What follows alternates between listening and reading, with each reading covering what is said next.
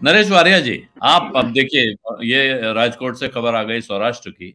आप जरा वहां साउथ गुजरात का हाल बताइए, क्योंकि साउथ गुजरात ने पिछले चुनाव में खास तौर पर सूरत ने भारतीय जनता पार्टी को बड़ा जबरदस्त समर्थन दिया था, सहारा दिया था। वरना तो लोग, और जबकि सूरत में उससे पहले ऐसा लगता था कि लोग नोटबंदी से बहुत नाराज हैं, इतने नाराज हैं कि बिल्कुल बत्ती गुल कर देंगे। इस बार का क्या हाल, कुछ फर्क है? इस बार भी वैसे ही सरप्राइज आने वाला है?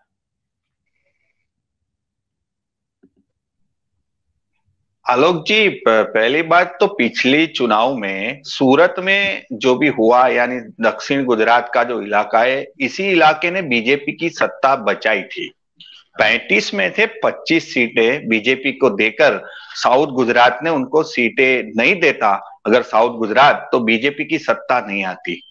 और पाटीदार एजिटेशन था, उसका सेंटर भी था। लेकिन साउथ गुजरात के जो इलाके है उसमें सूरत ही ऐसा है कि जहां पाटीदार की जो एजिटेशन था, उनकी कई सीमित इलाके में उनकी असर होती है। जैसे यहाँ की 6 सीटें ही ऐसी है जो पाटीदार एजिटेशन से उनको प्रभावित होना था, क्योंकि इसी इलाके में पाटीदारों की बस्ती ज्यादा है। बाकी का जो इलाका है वो सूरत सिटी की जो 12 सीटें, उसमें से 6 सीटें ऐसी है जहां पाटीदार एजिटेशन की कोई असर नहीं दिखती और नहीं रहती है। और बाकी की जो भी सीटें हैं 35 में से, वो ग्रामीण इलाके की है और ज्यादातर आदिवासी इलाके की है। जो गुजरात की 27 आदिवासी आदिजाति जो आरक्षित सीटें हैं, उसमें से 14 सीटें तो साउथ गुजरात में है। बीजेपी ने हालांकि पिछले चुनाव में यहाँ थोड़ा अच्छा कवरेज किया था, लेकिन कांग्रेस ने भी 6 सीटें यहाँ हासिल की थी।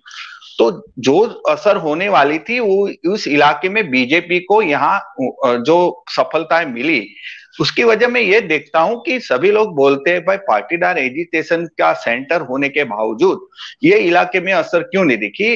उसकी एक वजह यह है कि जब भी नरेंद्र मोदी गुजरात में चीफ मिनिस्टर के तौर पर आए तो 2002 का इलेक्शन उन्होंने हिंदुत्व के बेच पे लड़ा था।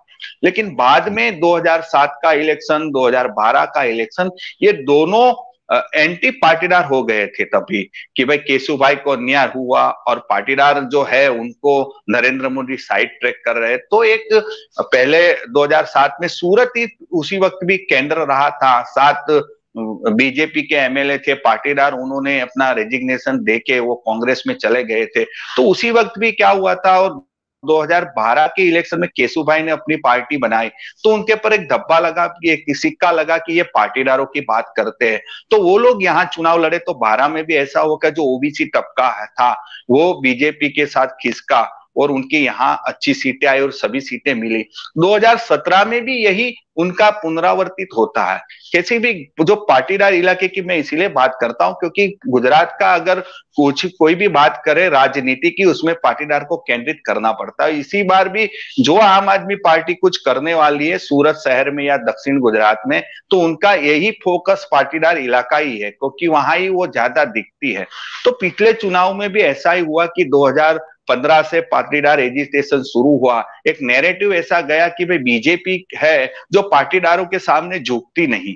तो जो भी ओबीसी था, ओबीसी वोटर्स थे, जहां सीटें, यहाँ क्या होता है सूरत में, जो हम बात करते हैं कि बीजेपी को नुकसान होना चाहिए, यहाँ नहीं हुआ। उसकी यही वजह है कि जो जो कांग्रेस भी टिकट दिया था पिछले साल, तो उसमें थोड़ी उम्मीदवारों की भी तकलीफ थी। जैसे कोई पहले बीजेपी में था, आया, और उनके चयन में भी उनका कुछ कमजोरी रही थी। और साथ में यही नैरेटिव भी गया भी कि कांग्रेस पाटीदारों के साथ खड़ी हुई है, तो हम लोग जो वोट डालेंगे ओबीसी। ओबीसी ने यहाँ बीजेपी को जो पाटीदार गढ़ था उसमें उनको बढ़त दिलाई थी। तो ये पूरा सिनारिया पिछले साल का था, पिछले चुनाव का था। इस बार भी आम आदमी पार्टी एक फैक्टर है, लेकिन वो कहाँ है? वो सूरत में सिर्फ ये 6 सीटों पर उनकी ज्यादा, उनकी जो भी मजबूतियां है वो वही है। हाँ, एक सीट है साउथ गुजरात की जो नर्मदा जिले में है, डेडियापाड़ा, वहां उसका एक उम्मीदवार जरा जोर लगा रहा है। लेकिन बाकी की जो सीटें देखे तो वहां ऑफकोर्स उनके उम्मीदवार भी खड़े हैं, लेकिन जो मजबूताई से, जो उनका संगठन देखे, उनका नेटवर्क देखे, वो हालांकि सूरत में ही है। लेकिन जब हम लोग एक नैरेटिव ऐसा बन जाता है कि भाई साउथ गुजरात में पाटीदार एजिटेशन का असर नहीं, तो वो तो 6 ही सीटें थी। तो वो 6 सीट की बात छोड़ दे तो पूरे साउथ गुजरात में पाटीदार रजिस्ट्रेशन, क्योंकि यहाँ का सूरत से सटा हुआ जो जिला है, तापी है, नवसारी है, फिर बलसाड़ है और डांग है, भरूच है और नर्मदा, वो सब आदिवासी ग्रामीण इलाके हैं, वहां पाटीदार रजिस्ट्रेशन तो था ही नहीं। तो वो बीजेपी के साथ वो रहा और इसकी वजह से कि पिछले चुनाव में हमें ये असर नहीं दिखने मिली थी। नहीं तो नरेश भाई, इस बार में इस चुनाव में क्या वहां सबसे प्रेवलेंट मुद्दे हैं, सबसे मजबूत मुद्दे क्या हैं? कोई मुद्दा है या लोग मोदी जी का चेहरा देख रहे हैं बस?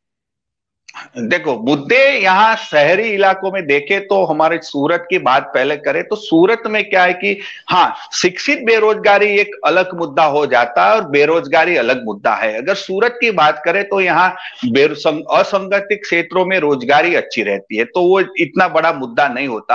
अलबत्त शिक्षित रोजगारी बहुत बड़ा मुद्दा है। अगर कोई ग्रेजुएट होता है, जैसे अभी पेपर लीक हुआ, वो सब मुद्दे हैं, महंगाई भी सबको है। लेकिन क्या होता है कि सूरत के लोग जब भी वोटिंग डालते हैं तो उनका एक भावनात्मक भी मुद्दे उनके साथ जुड़ जाते हैं, तो वो मुद्दे साइड पर रह जाते हैं। आपने बोला नोटबंदी के बावजूद भी यहाँ एक उनका गुस्सा था, जीएसटी है, अभी जीएसटी का भी उनका टेक्सटाइल बिजनेस में सॉल्यूशन नहीं आया। लेकिन जब वोट करने जाते हैं तो कभी ये भावनात्मक मुद्दे भी लोग ध्यान में रखते हैं और थोड़ा ज्ञाति समीकरण भी देखते हुए यहाँ टिकट के बंटवारे होते हैं। तो वहीं पे फिर वोट जब होता है वोटिंग, तो वो जो हमें सपाटी पर देखते हैं जो मुद्दे, वो मुद्दे कहीं डाइल्यूट हो जाते हैं। हमें लगता है भाई ये मुद्दे डाइल्यूट हो जाते हैं, लेकिन मुद्दे तो है ही।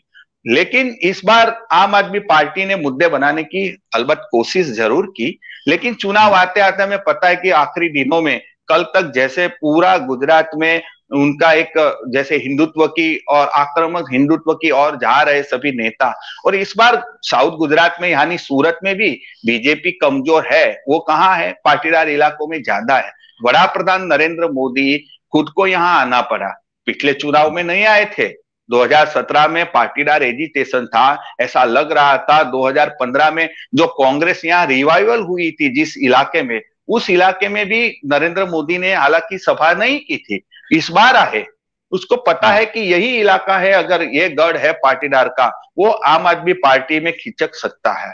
तो मुद्दे नहीं है, लेकिन जहां आम आदमी पार्टी जो पिछले चुनाव में सूरत में उनको यानी महानगर पालिका हमारे यहाँ है, म्युनिसिपल कॉर्पोरेशन में जो उन्होंने सफलता हासिल की, उसी बेच पे और बाद में यहाँ उन्होंने जो सब उम्मीदवार के चयन किए, खास करके जो पास से जुड़े लोग हैं, दो अल्पेश कथीरिया, धार्मिक मालविया, उनका चयन हुआ। गोपाल इटालिया जो उनका प्रदेश अध्यक्ष है, वो यहाँ से चुनाव लड़ रहे।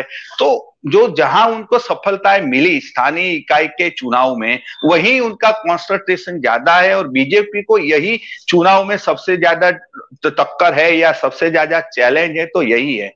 हालांकि ग्रामीण इलाके में कांग्रेस मजबूत है ही, और जो हमारे वरिष्ठ मित्र कौशिक भाई ने भी बताया कि जो यहाँ तो खाटला बैठक कम होती है, लेकिन आदिवासियों के साथ जुड़े मुद्दे हैं। वहां भी बेरोजगारी की एक समस्या है और खास करके वहां की माल न्यूट्रिशन का भी एक इश्यू है। उससे अलावा जो तापी पार दमनगंगा रिवर लिंक का एक प्रोजेक्ट है, हालांकि पहली बार ऐसा हुआ कि बीजेपी ने कोई कदम पीछे लेना पड़ा इस योजना को लेकर।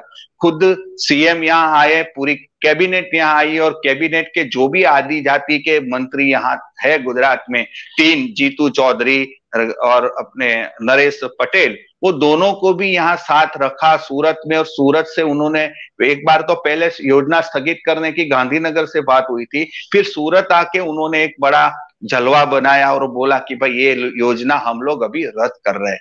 तो ग्रामीण क्षेत्रों में अभी भी जो कांग्रेस की पकड़ है, वो पकड़ को देखते हुए मुझे लगता है कि वहां कुछ इतना चित्र जो है बैठक का उलट सुलट नहीं होता है। और आलोक जी, सबसे मजे की बात तो यह है कि जिस क्रिश्चियन कम्युनिटी का कन्वर्जन का मुद्दा उठाते उठाते बीजेपी ने साउथ गुजरात के जो आदिवासियों का कन्वर्जन का एक बड़ा मुद्दा उठाया, वही बीजेपी ने इस बार इस चुनाव में एक बहुत बड़ा प्रयोग किया है। जैसे हमारे यहाँ एक व्यारा की सीट है जो कभी बीजेपी जीत नहीं पाई, तो वहां उन्होंने पहली बार एक क्रिश्चियन जो है मोहन कोंकणी, उसको उन्होंने उम्मीदवार बनाया। तो वो भी उनको पता है कि अगर हमें, क्योंकि वो जो क्रिश्चियन वोट बैंक है, जो क्रिश्चियनिटी हो गए लोग, वो कांग्रेस से जुड़े हैं। तो उनमें सेंड मारने के लिए बीजेपी ने इस बार बहुत बड़ा चैलेंजिंग, यानी अपना जो जो एक उनकी राह है उससे अलग करके ये एक बात उन्होंने की है। क्योंकि यहाँ पूरा जो साउथ गुजरात का, सूरत के बाद का सटा हुआ इलाका है ग्रामीण जो आदिजाति का, वहां कन्वर्जन एक बहुत बड़ा मुद्दा, पिछले कौशिक भाई को भी मालूम है कि पूरे हमारे यहाँ विधानसभा है, धारासभा में बहुत बड़ी धमाल हो गई थी इसी क्रिश्चियन के कन्वर्जन के मुद्दे पे। माई की सूटा था, कुर्सियां, और आरएसएस की जो उनकी पोशाक है चड्डी, वो भी वहां उछाली गई थी 1998 में शायद। हाँ, तो केशुभाई की सरकार थी तब। तो ये सब यहाँ सबसे बड़ा मुझे ये दिखता है कि बीजेपी यहाँ इसलिए करना चाहती है कि जो भी रिकॉर्ड बनाना तो अलग बात है, जो नुकसान उनसे दिख रहा है, उस नुकसान को सेटल करने के लिए ये सब प्रयोग कर रहे हैं। जी, ये बहुत बढ़िया तफसील से आपने जानकारी दी, अनेक नई चीजें आपने इसमें जोड़ के बताई हैं। सत्य हिंदी का ऐप डाउनलोड करें गूगल प्ले स्टोर पर।